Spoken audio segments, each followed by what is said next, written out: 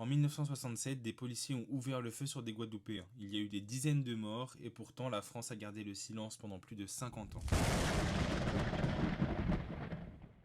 Tout commence en mai 1967 à Pointe-à-Pitre. Des ouvriers du bâtiment manifestent pour avoir une augmentation de salaire et leur revendication est simple.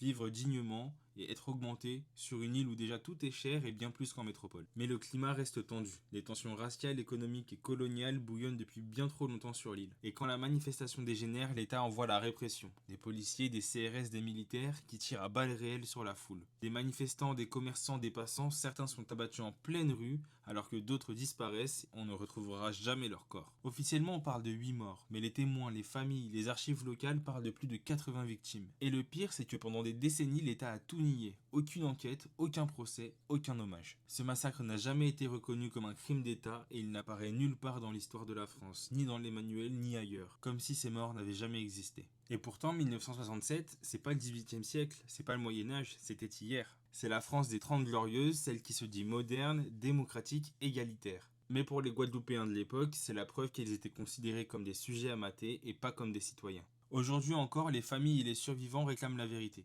Parce qu'avant de parler d'égalité, il faut avoir le courage de reconnaître les morts qu'on a voulu effacer.